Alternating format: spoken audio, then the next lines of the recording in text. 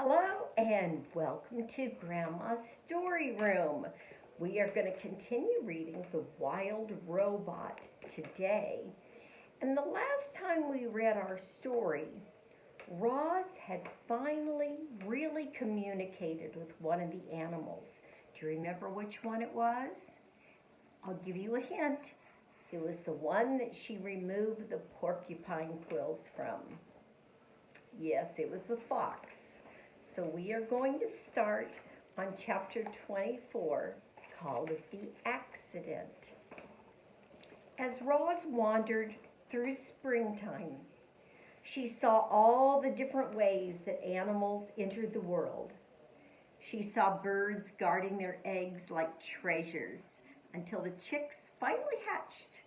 She saw deer give birth to fawns who were up and running in a matter of minutes. Many newborns were greeted by loving families. Some were on their own from their very first breath. And as you're about to find out, a few poor goslings would never get a chance to hatch. Roz was climbing down one of the forest cliffs when the accident happened. The wind started blowing out of the north, and suddenly clouds were rushing over the island. With the clouds came a spring shower, a downpour actually, and there was our robot, clamping her hands onto a wet block of stone on the side of the cliff. But the block could not handle the extra weight. And as the heavy robot hung there, cracks suddenly shot through the stone and it started breaking apart. Down went Roz, plummeting into the treetops below. She crashed through branch after branch before finally hooking an arm around one. And then she dangled there, gently swaying and swinging as rocks roared past her on their way to their forest floor.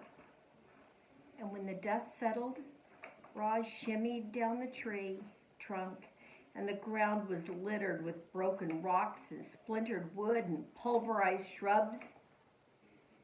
And within all that rubble was a goose nest that had been torn to shreds. 2 dead geese and 4 smashed eggs lay among the carnage. And the robot stared at them with her soft, glowing eyes.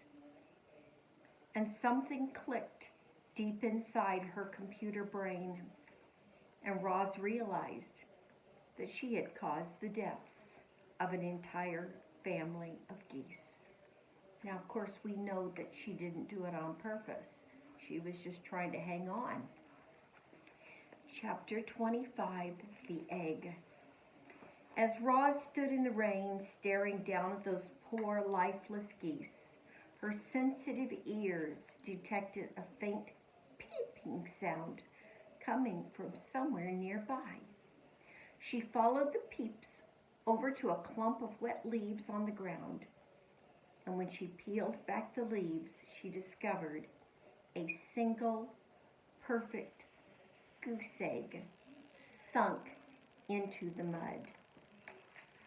"Mama! Mama!" peeped a tiny, muffled voice from within the egg. And the robot gently cradled the fragile thing in her hand. Without a family, the unhatched gosling inside would surely die. Roz knew that some animals had to die for others to live. That was how the wilderness worked, but would she allow her accident to cause the death of yet another gosling? After a moment, the robot began to walk. There's the egg. Carefully holding the egg, she moved through the forest and away from that sad scene. But she didn't get far before Fink, burst out from the bushes. What happened? Fox panted. The whole forest was shaking. There was an accident, said the robot. I was climbing those cliffs when the rocks started to fall. Well, you should be more careful, said Fink, as he checked out the robot's new scrapes and dents. I'll need your help if I ever have more porcupine trouble. I will be more careful. What do you have there? Said Fink, looking at Roz's hands. A goose egg. Oh, I love goose eggs. Can I eat it? No. Please? No. Why do you want it? The fox scowled. I thought you didn't eat food. You may not have this egg, Fink. The fox sighed. He scratched his chin. His nose had found the scent of the dead geese. Ah, you can keep your egg, he said as he trotted toward the cliffs. I smell something better. And the robot walked on through the misty forest for a long time until she was standing beneath a sprawling oak tree. Roz placed the egg on a pad of moss, and then she scratched the grass and twigs from the ground and delicately wove them together to make a little nest. And she placed the egg inside the nest, placed the nest on her flat shoulder, and she climbed up into the branches. I think she's going to pretend to be a mother goose. Chapter 26, The Performer.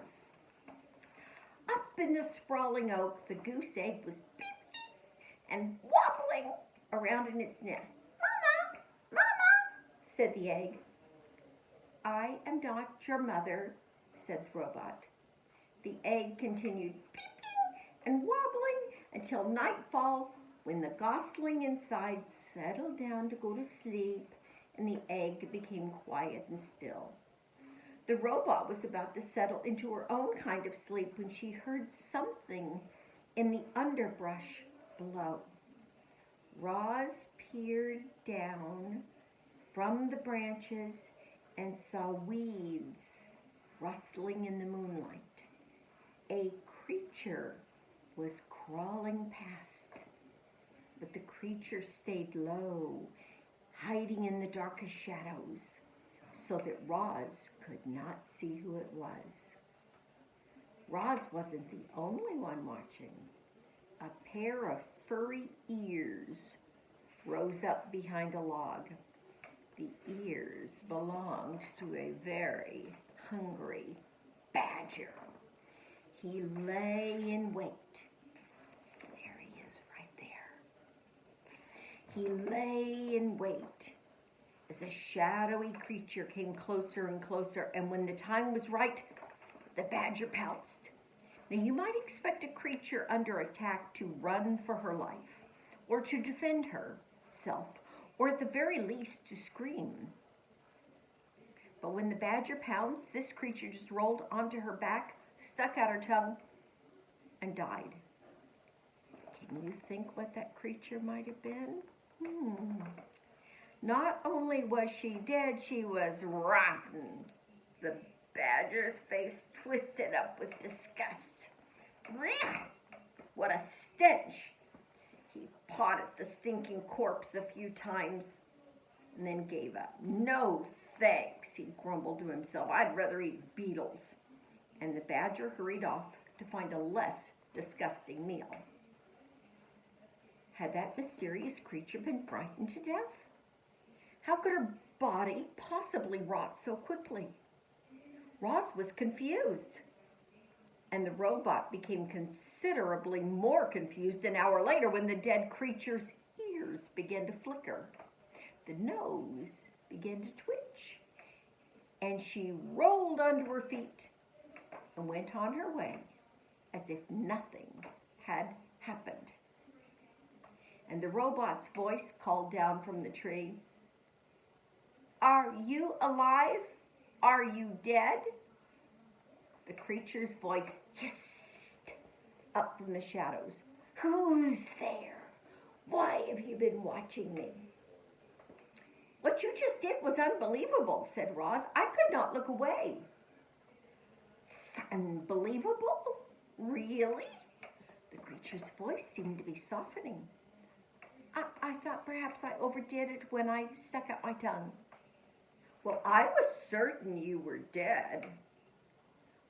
"Oh, what a lovely thing to say." "Were you dead?" "Well, of course not. Nobody can actually come back from the dead. That was just an act." "I do not understand." "It's simple. I knew if I played dead, and I really laid it on thick, that old badger would be so disgusted that he'd run off, and that's exactly what happened. You see, we possums are natural performers, you know." "So you're a possum?" Roz's computer brain quickly retrieved any information it had on possums. "You are a marsupial. You are nocturnal and are known for mimicking the appearance and smell of dead animals when threatened." "That's true. Death scenes are my specialty," said the possum. "But I have a wide dramatic range, believe me." "I believe you." "Have you done any acting?" said the possum. "I have not," said the robot. "Well, you should. You might enjoy it. You can start by imagining the character you would like to be.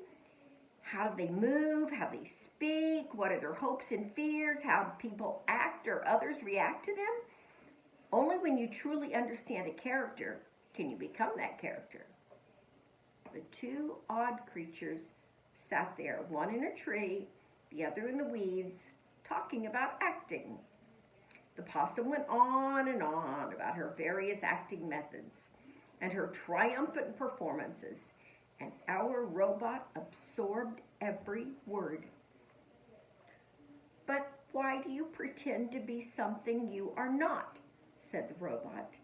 "Because it's fun," said the possum, "and because it helps me survive, as you just saw. You never know, it might help you survive too." Soon the robot's computer brain was humming with activity. Performing could be a survival strategy. If the possum could pretend to be dead, the robot could pretend to be alive.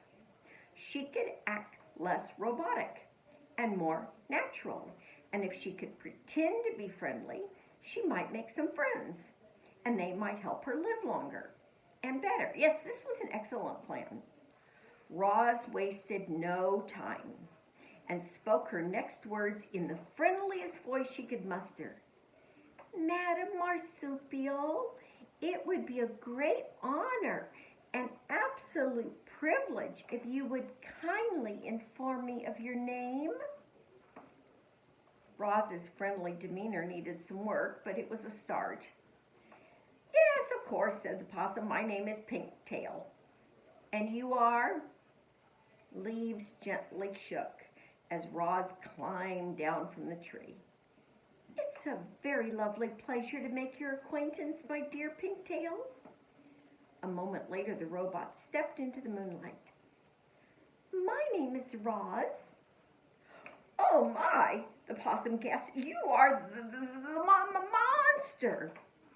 "I am not a monster. I am a robot, and I am harmless." "Harmless? Really?" "Well, you do seem rather gentle.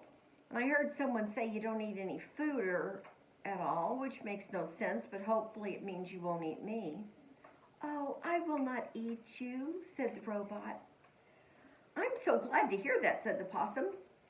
And a moment later, she too stepped into the moonlight. "It's nice to meet you, Roz." A weak smile appeared on Pinktail's pointy face. Roz thought things were going really well, but she didn't know what to say next. Neither did Pinktail, so the two friendly creatures just stood there together and listened to the crickets for a while. "Well, I should be on my way," said Pinktail at last. "Have a nice evening, Roz." Have the nicest evening, Pinktail. I shall look forward to the pleasure of encountering you again in the future. Soon, I hope. Farewell. And with that awkward goodbye, Pinktail slipped back into the weeds and Roz climbed back into the tree.